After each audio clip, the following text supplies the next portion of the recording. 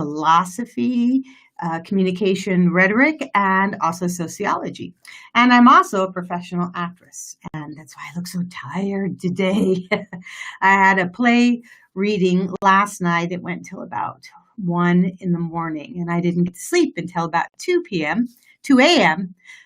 So I'm a little worn out, but it's an exciting project, which I'll let more people know about as soon as the schedule is finalized, because anybody's going to be able to view it. It's going to be on Zoom. I'm very excited. But today we're going to keep going with our journey on listening. And I tell you what, if you watched the debate last night, oi, oi, oi, oi. All I'm saying is that was an example of people who do not listen to each other. And debates are difficult. Debates are difficult because really what you're listening for is pieces of information that you can then take and rebut with. But we didn't even have that. I mean, if these two gentlemen, President Trump and Vice President Biden, had been in one of my speech courses, I don't think that I would be able to pass them for what occurred last night on stage. But we're going to talk a little bit about that in relation to today's topic, which is about how perception and what we listen for are the two things that really often get us in trouble besides cultural issues. So yesterday, we talked about the difference of individualism and collectivism and how basically the noise that comes from a different way, a different set of values, a different way of speaking, how that can really interfere with our ability to listen well. And today we're going to talk about perception and what we listen for, because these are the next two really big things that get in our way to be good listeners. So I just want to refresh us on this idea of psychological noise. What is psychological noise? And we talked about it a few weeks ago. I think it was during the first week of these podcasts.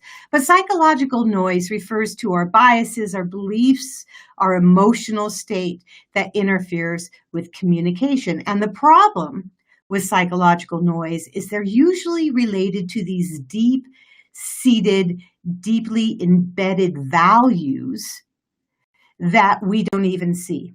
And these values are given to us by our parents, by the nation we are brought up in, by the city we are brought up in, our spiritual belief systems, whether we're born male or female, and the list goes on and on and on. Basically, though, it's important to understand that most of our psychological biases, belief systems, and values, they are so deeply seated that we don't see them. We don't recognize they exist. And some of the examples we gave several weeks ago was like, for example, the white man that stopped a Black woman from coming into her community pool by asking to see her ID. Now, he didn't actually ID the white people that came in. He only ID'd the Black woman. And he swears that he doesn't believe he is prejudiced. And you know what? I believe him. I really do. Because I believe that he thinks that his perception of self is that he is not a biased person. And you know, here's the thing. Most of us believe that about ourselves, and we can't help it. It's difficult to step outside of our own skins and to look at ourselves with a really major critical eye and to examine where some of our choices come as a result of the perceptions we hold of self. So perception is funky. And certainly last night during the debate, what we saw were two men who had very firm perceptions of the other and very firm perceptions of self.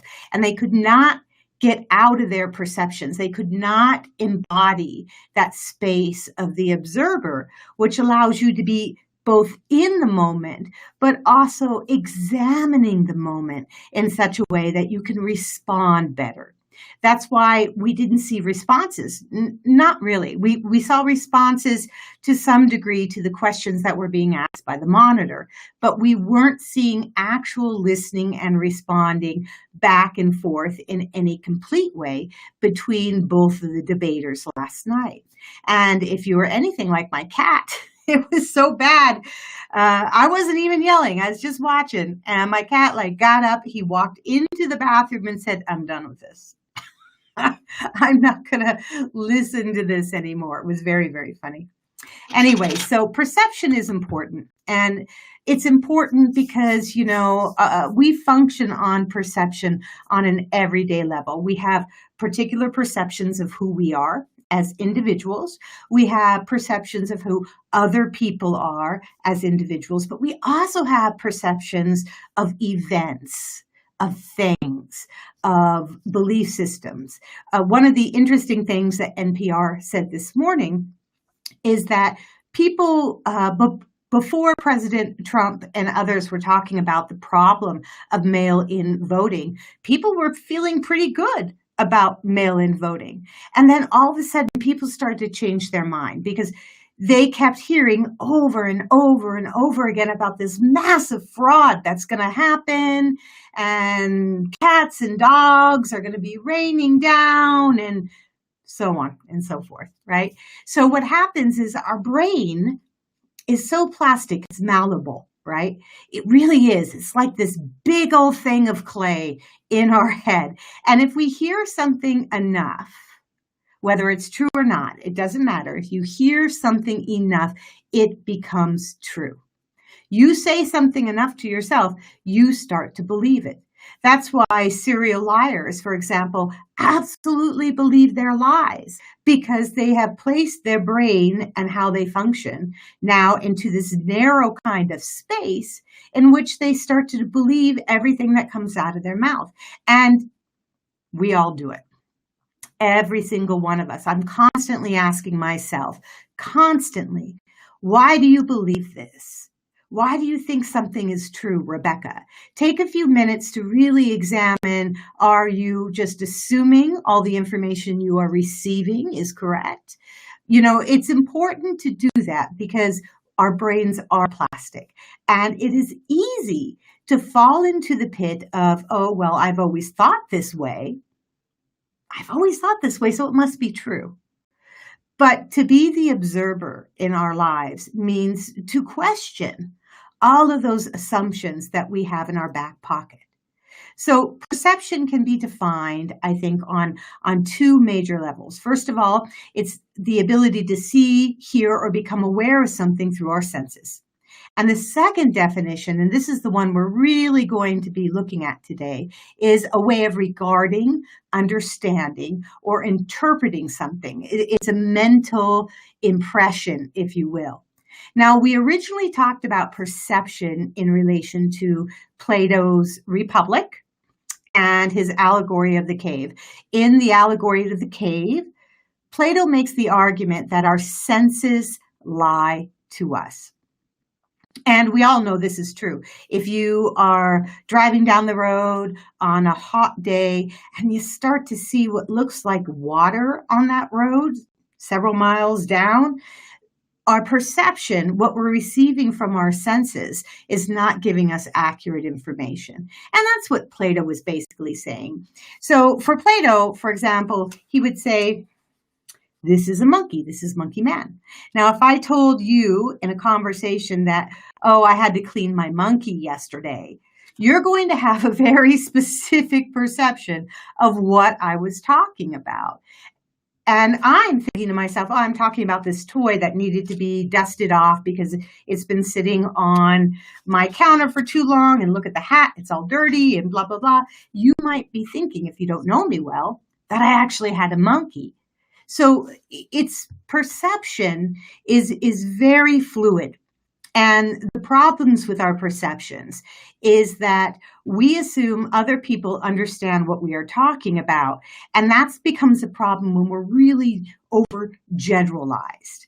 So both candidates last night made some really major weird perception statements. Joe Biden said, "I am the Democratic Party." Now that's a big, big statement to say. And I think the perception of that statement is problematic. Now, what I think he meant to say was that I am the representative on the stage of the Democratic Party. That would be a little bit more accurate rather than saying I embody the Democratic Party. So because he made such a generalized statement with that particular statement, each of us are going to have maybe an argument with him in our own brains about whether or not he's perceiving his role correctly. Likewise, we are all left wondering, what did President Trump mean when he said, "Proud Boys, stand by"? He told a group of people who are considered a group of white supremacists to basically stand by when he was asked by the moderator if he would tell white supremacists to stop having violent acts at protests. Now, this moment was interesting because if you don't know who the Proud Boys are, if you haven't looked up who this particular organization or what this particular organization embodies, you're not going to get what President Trump was trying to say. He's playing with our perceptions. He's sending a very particular note to a very particular group of people while at the same time allowing it to be abstract enough that it leaves the viewer going, what is he talking about? Did he just talk to anybody specifically? Who's this Proud Boy? Is it his son? I don't know. Who knows, right? So our perceptions are really important when we try to listen, because we tend to listen with our biases. We tend to listen with our preconceived notions of who the other person is. And ultimately, this gets us in trouble every single time. So perceptions of the mind, just like our perceptions of our senses, we tend to conflude them with fact and truth. And it's really important to remember that us humans, we're really bad. We are really bad at distinguishing between the two, because most of what we think to be a true or a truism is indeed just our own perception of what feels right to us. It has nothing to do with an absolute truth. Now, there's a great William James, he's a philosopher, and he talked a lot about democracy, but he was also a pragmatist. And one of the statements that really struck me when I was in school was he said, if the ultimate truth was out there, it would be so apparent, it would be so clear that nobody would question it, because that truth would become a fact. And facts and truths are two different categories altogether. You can't conflate them. You really can't. And the reason you can't conflate them is because there are two different beasts. A truth is a perception. I perceive this to be true. I perceive my spirituality to be true. I perceive what it means to be an American to be true. I perceive what it means to be a podcaster to be true. But truths are perceptions. They aren't facts. And so when we see things like debates and we see how they are fighting against each other, what we're seeing is two people who have very different perceptions of living and life. I mean, if you looked at President Trump and Vice President Biden, you had a really clear picture that these are two people who do not share the same perceptions of the world. Now, your perception of my monkey, if I was telling you about my monkey and I said, no, I'm not talking about a real monkey. I'm talking about a toy wind-up monkey that doesn't even work anymore. So your perception of the importance of this monkey might be wrong. You might have assumed that this is a childhood toy, for example, and maybe I keep it on my desk because it is a good luck charm that somehow motivates me. You may believe that I collect monkeys. Well, all of these perceptions would be wrong. They'd be incorrect. But that's because I didn't give you enough information to go on in the first place, just like we saw in the debates. So what does perception really have to do with listening? Well, if we're spending time just concerning ourselves of our perception of self and our perception of others, then we aren't actually listening. We are controlling the conversation or the act of communication by allowing our biases, our beliefs, and our assumptions to listen for only certain types of information to verify our perceptions, to somehow tell us, yeah, that perception is correct. You are correct. I just heard this piece of information that, confirms that. So the problem with perceptions is that we're not listening for what is really being said. We're listening for different ways in which we could substantiate our own belief systems and perceptions.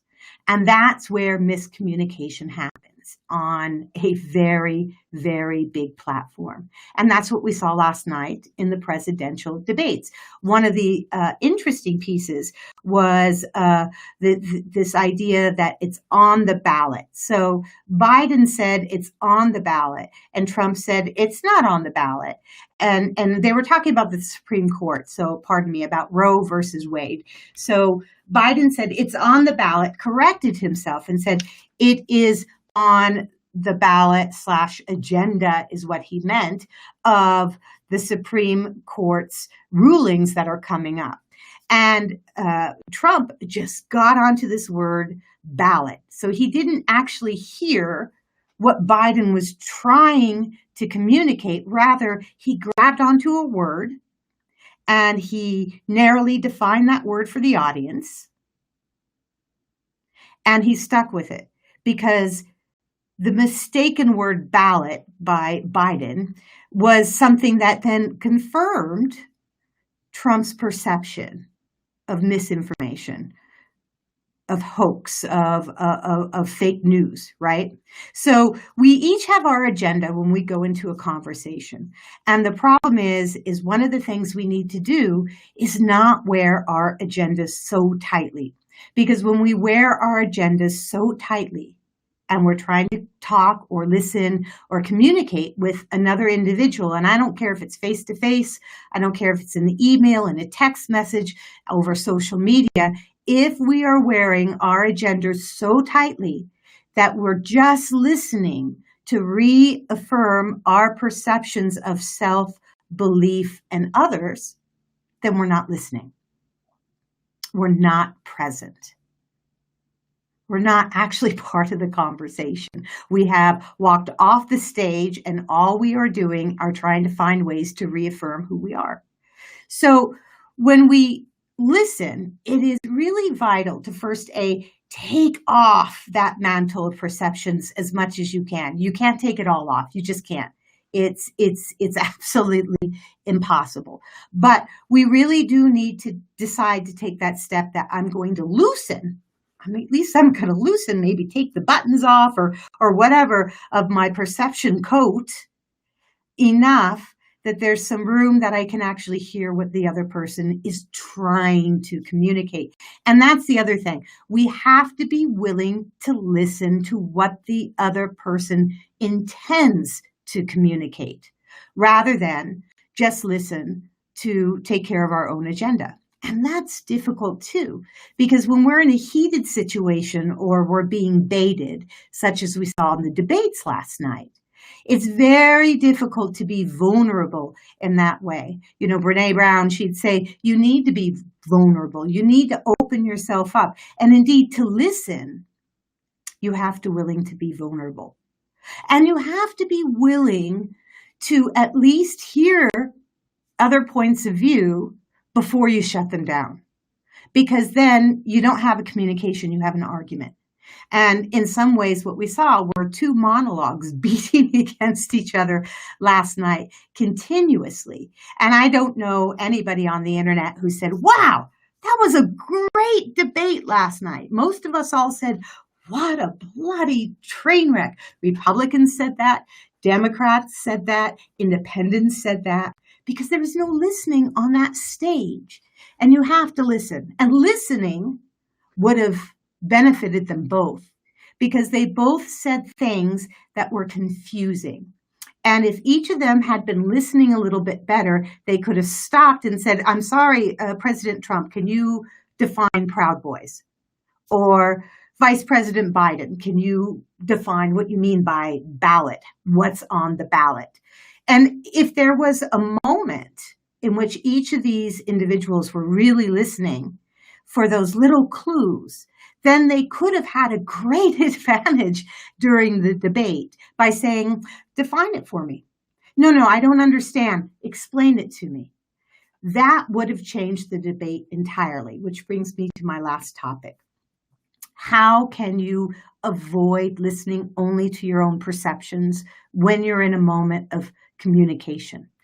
The best way to do this, and it's really, really simple, is instead of getting absolutely emotionally involved, which usually happens when perceptions get really in the way of communication, instead of being absolutely emotionally involved, first take a step back. You can even tell yourself, and this is a great line that came from my therapist, bless you, but she told me, when you get frustrated with others, just say, it has nothing to do with me. So even though you're part of the conversation, know that their perception of you has nothing to do with you. It has to do with them. And that's okay. Let them have their perception. You stand back and just let that go. And then start asking questions, clarifying questions. They're very simple. What do you mean? I don't understand what you're talking about when you say you had to clean your monkey. What do you mean? The other thing is, can you explain to me how that works? So you're saying that we can do this and this and this in our economy. Can you explain to me how those steps are actually going to work? Not the results, the processes. Just ask the question. What do you need from me at this moment? Now that's a huge one. This is one of the best questions that you should always have in your back pocket, especially if you're dealing with an overly emotional person. If Biden would have stopped 2 seconds while Trump was going like a freight train, right? And said, okay, I don't understand why you are interrupting me. What do you need from me at this moment? Can you imagine the effect that small question might have had on the debate? It may not have worked, granted, but it certainly does a lot better than trying to be in a defensive space the whole time, which, by the way, both men were. Throughout the whole debate, they were defensive because they were defending their perceptions rather than communicating with each other on stage. There was no communication between the three of them, including the moderator, because nobody could listen. Nobody could hear anything. Another question is, why are you upset? Please lay it out for me. This is another one. Ask people for their why. Because if you can get down to what somebody's why is, then you're going to have an opportunity to really break down what's going on in the moment and understand that other person better. So you hate this president. You think this president is a liar, but you're going to vote for him anyways. Can you explain that to me? Give me your why. Or you hate Vice President Biden and you think he is a dawdling old fool. Can you explain to me why you have that perception? So asking clarifying questions, and they're very simple. When you do this, you open up an opportunity for actual communication. And so today's meditation is on perception. Wow, last night was crazy, wasn't it? I'm getting into my lotus position here, and I'm starting my certification in meditation today. Actually, I'm very excited. I'd like you all to take a seat. You can lay down in your bed, sit in a chair, lie on the floor, whatever's comfortable for you. and breathe. Take a deep breath all the way into the root of your body. As we listen to Kevin MacLeod garden music over at Infotech.com.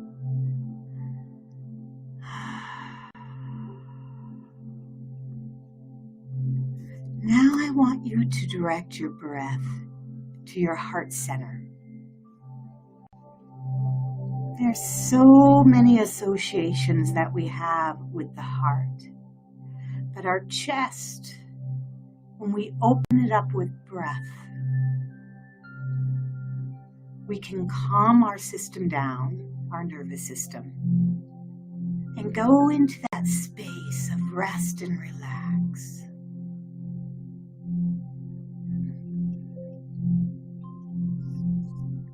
Now continue focusing on your breath. And as I speak a little bit, get us through a guided meditation on perception. If you have other thoughts that come into your head, bodily sensations, sounds, feelings, just take a moment to recognize and observe those things, but don't get involved. They exist. Our mind almost never shuts up. And that's what minds do, and that's okay. It's not a problem. Just observe it. Let it go. You don't need it right now. It'll be there for you when you're done with this meditation.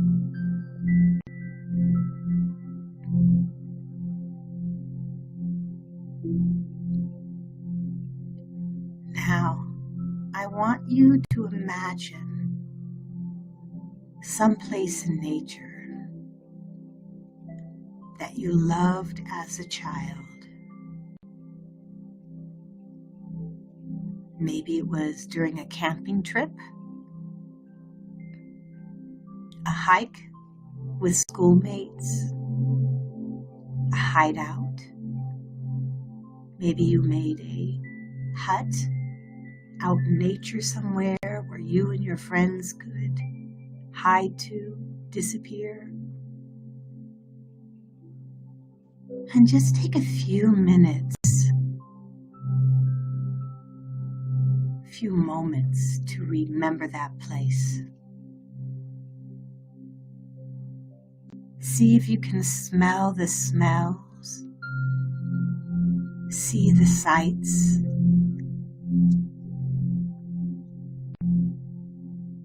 hear the sounds.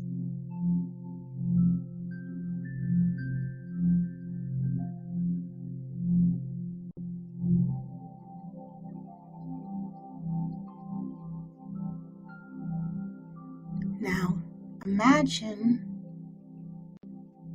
you're talking to me,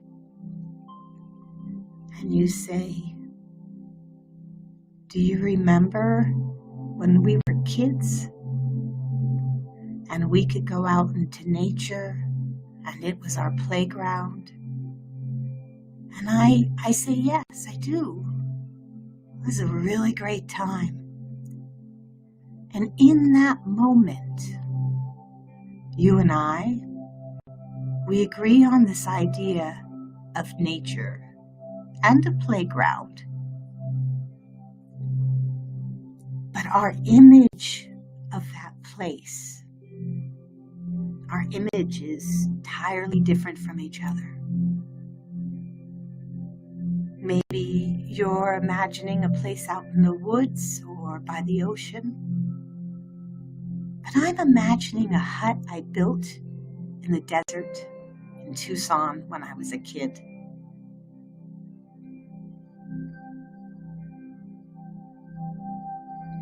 Our different perceptions bring us together and also tear us apart. Today, my challenge to you is simple. challenge your perceptions. Before offering an opinion about somebody else, think about it. What evidence do you have that that opinion is real?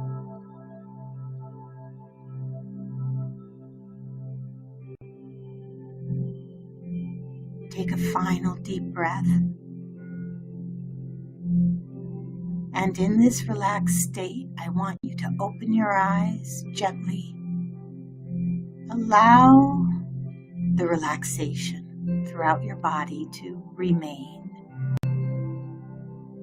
But become the observer of the space around you.